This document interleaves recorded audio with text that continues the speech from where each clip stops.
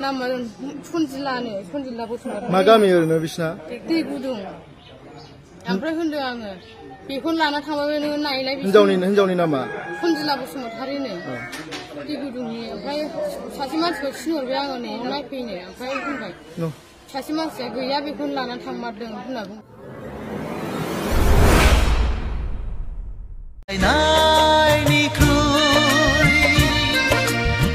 साबसिन गैया जेबो मोजां मोनलायनायनिख्रुइ थावसिन गैया जेबो अनजालिथौ दोनखारलांदिनि रावबो नुसयैया ধৈৰ্য আমাৰ থাকিব লাগিব কাৰণ যদি আমি ধৈৰ্য হেৰুৱাই পেলাওঁ তেতিয়াহলে আমি আমাৰ মানসিক সন্তুলনো হেৰুৱাই পেলাম আৰু তেতিয়া আমি আমাৰ আকাংক্ষিত লক্ষ্যত উপনীত হ'ব নোৱাৰো শ্যামকানু মহন্ত সিদ্ধাৰ্থ শৰ্মাৰ বিৰুদ্ধে আমি লুকআউট নোটিছ ইস্যু কৰিছো অৰ্থাৎ তেওঁলোক এতিয়া বিদেশলৈ পলাই যাব নোৱাৰে পোষ্টমৰ্টেম ৰিপৰ্ট সিংগাপুৰৰ পৰা আনিবৰ বাবে আমি প্ৰচেষ্টা কৰিছো গুৱাহাটী মেডিকেল কলেজৰ পোষ্টমৰ্টেম ৰিপৰ্ট ইতিমধ্যে প্ৰস্তুত হৈ উঠিছে দিল্লীৰ CFLলৈকে আমি তেওঁৰ ভিসেৰা স্যাম্পল পঠাইছো যাতে তেওঁৰ শৰীৰত কোনোবাই বিষ প্ৰয়োগ কৰিছিল নেকি কোন হৰু কোন ডাঙৰ কোন হৰু এটো মই নিজে কৈ পেলাই বা BPF দলে নিজে ক্লেম কৰি পেলাই একো লাভ নাই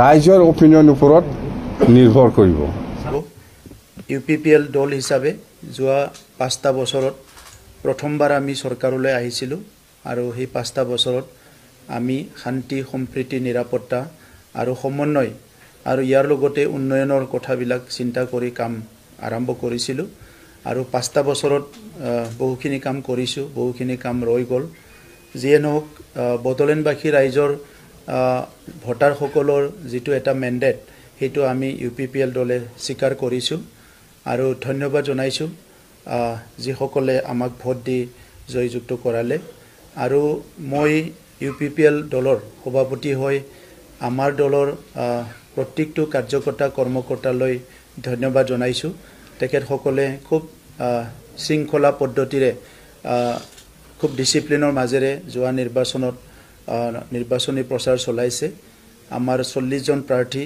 খুব সুন্দৰকৈ নিৰ্বাচনী প্ৰচাৰত অংশগ্ৰহণ কৰিছে বদলেনবাসী ৰাইজৰ হয়তো বহুত মনৰ কথা যোৱা সময়ত আমি বুজিব পৰা নাই বা কবাত নহয় কবাত কিবা এটা ৰৈ গৈছে যাৰ কাৰণে আজি আমাৰ ফালে যেটো মেন্ডেট আশা কৰা ধৰণে নহল खुलुमबाय रायजोफोर गिबियाव फिथांखि ब्लग YouTube चेनेलनिफ्राय रायजो राजा बयनिसिमबो फुंबिलिनि गोजोननाय बावहरनाय जाबाय जायफ्रा सानफ्रोमबो खौरां नायनो मोजां मोनो नोंथांमोननि थाखाय आं माखासे खौरां लानानै फैबावबाय रायजोफोर गिबिसिन खौराङाव दङ हाग्रामा महिलारि सारनि थाखाय जोङो सावरायगोन नैथि खौराङाव दङ प्रमद बर' सारनि सायावहाय फंनैसो बाथ्रा बुंगोन थामथि खौराङाव दङ आसामनि chief minister doctor Himanta Biswa Sharma सारनि सायावहाय जोङो सावरायगोन ब्रैथि खौराङाव दङ दिपेन बर' सारनि सायावहाय फंनैसो बाथ्रा बुंगोन बाथि खौराङाव दङ हिनजाव दोनखारलायनायनि सायावहाय जोङो सावरायगोन दथि खौराङाव दङ जाहैबाय बेयावहाय माखासे गार्डेनाव टयलेट बुफायनायनि सायावहाय जोङो सावरायनाय जागोन बे समावहाय जोङो गिबिसिन खौराङावनो सावरायनोसै हाग्रामा महिलारि सारा देरहाखांनायनि उनावहाय माखासे बाथ्रा बुंनाय जुबिन गार्गनि नामखौ लानानै माखासे रायजो राजाफोरनि सिगाङावहाय बाथ्रा बेखेवनाय जोङो नुनो मोनदों नोंथांमोनाबो ससे खोनासंब्लानो जाबाय On the untimely demise of Jubin Garg, legendary singer of Assam, and for all the martyrs of woodland movement. Number 2, BPF to pay homage to Bodofa Upendranath Brahmo at Dotuma, as well as BTC Secretariat prior to swearing in ceremony.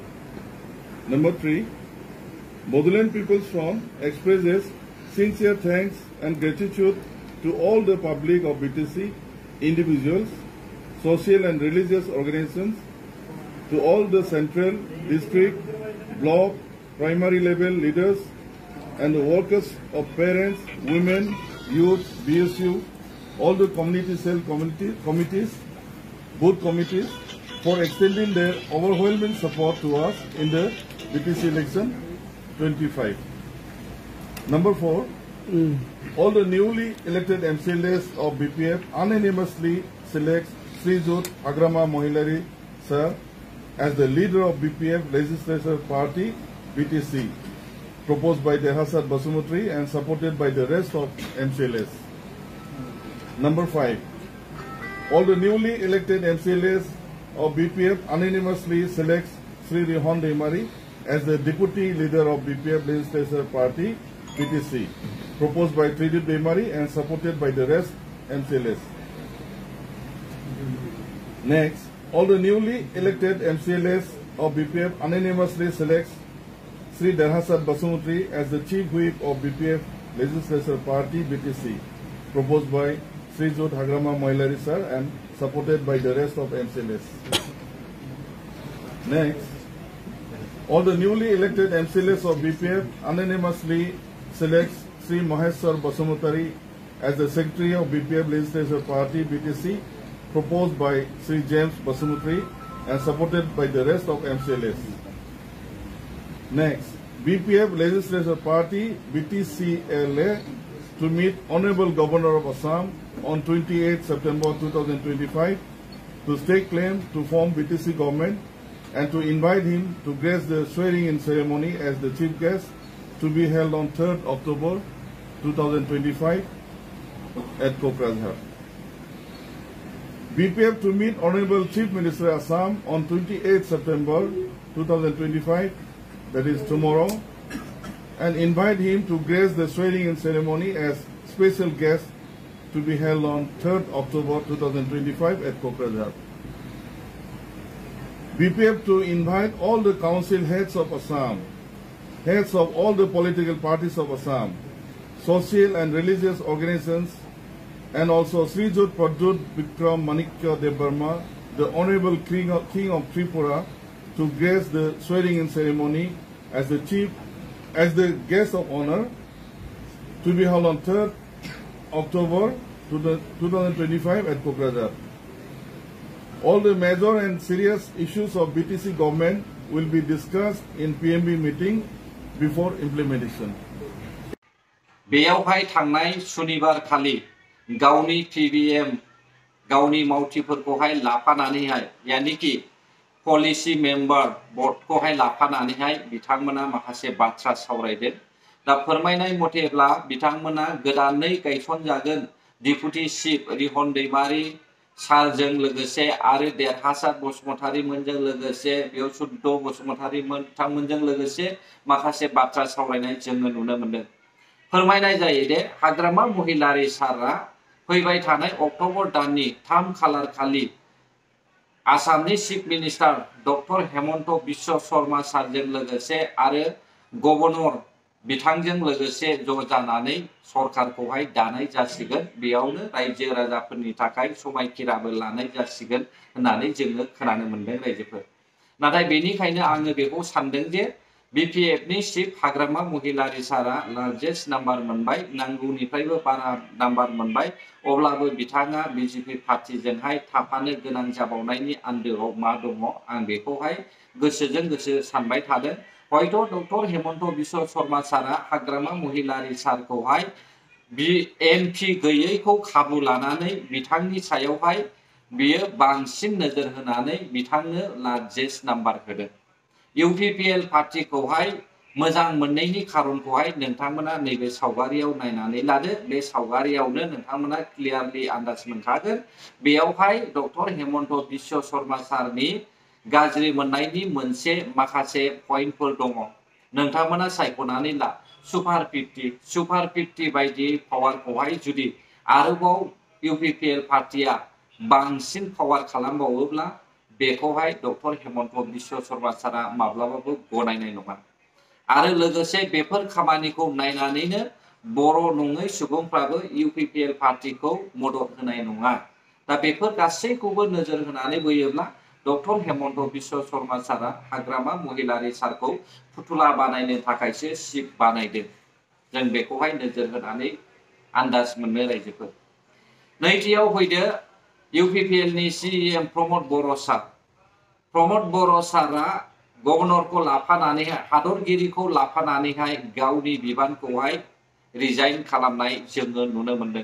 फोरमायनाय जायो दे CEM प्रमद बर' सारा दानि जे गोदानै देरहानाय सरकार बेखौहाय गावसिनि मावबोनाय UPPL नि जेसेबांनाखि मावनो थाबावनाय आद्रा खामानि दङ बेफोरखौहाय मोजाङैनो मावलांनो थाखाय बिथाङा रिक्वेस्ट खालामनाय जोङो खोनानो मोनदों रायजोफोर।